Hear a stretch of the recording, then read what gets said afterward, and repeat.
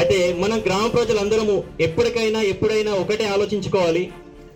సినన్న గారి విషయంలో నాకు అనిపించినటువంటి ఒక విషయం ఏంటంటే, మనం ఎవరిని ఎన్నుకోవాలి, మనం ఎవరి వెనకాల నడవాలి అనే విషయానికి వస్తే, మనలో ఉండి మనతో ఉండి మన కోసం ఆలోచించి మన కోసం పరితపించేటటువంటి నాయకుల్ని మనం ఎన్నుకున్నప్పుడే మనకు మన బాధ ఏందో తెలుస్తుంది, మనకు కావాల్సింది ఏందో తెలుస్తుంది, మనం ఏం కావాలనుకుంటున్నామో మనం చెప్పకనే చెప్పినట్టు కనిపిస్తుంది. కాబట్టి ఈ విషయంలో మనం ఇప్పుడు మన ప్రాంతంలో మన ప్రాంతాన్ని మెరుగుపరుచుకోవడానికి అసలైన దమ్మున్న లీడర్ని మనం ఎన్నుకున్నామని చెప్పేసి గర్వంగా తెలపడం జరుగుతుంది.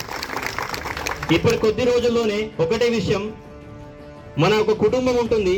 ఒక కుటుంబంలో కుటుంబ పెద్దగా ఉన్నటువంటి వ్యక్తికి కుటుంబ సమస్యలు చెప్పనక్కర్లేదు. ఒక కుటుంబ పెద్దగా ఉన్నటువంటి ఒక తండ్రికి ఒక వ్యక్తికి తన భార్య ఏం బాధపడుతుంది, తన పిల్లలు ఏం బాధపడుతున్నారు, తన తల్లిదండ్రులు ఏం బాధపడుతున్నారు, వాళ్ళు నోరు తెరిచి చెప్పకుండా కూడా ఈజీగా తెలిసిపోతుంది. అలాంటి స్థానంలో ఉన్నటువంటి మన ఆల్సీనన్న గారిని మనం ఎన్నుకున్నాము. సో అన్నగారు, ఇంకా మిమ్మల్ని మీ యొక్క బాటలో నడవడానికి మేము ఉన్నాము. ఇప్పటివరకు ఏవైతే చేసిన మంచి పనులు ఉన్నాయో అలాగే ఇంకా ఏవైతే చేయాల్సినవి ఉన్నాయో సో మేము చెప్పకుండా కూడా మీరు తెలుసుకొని చేస్తారన్నటువంటి ఒక దృఢ సంకల్పం ఉండింది.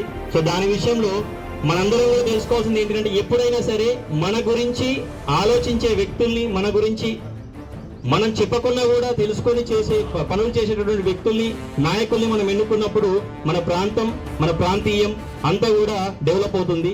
దానివల్ల చాలా సులభతరంగా ఉన్నటువంటి పనులే కావచ్చు, ఏవైనా కావచ్చు, జరిగిపోవడం జరుగుతుంది.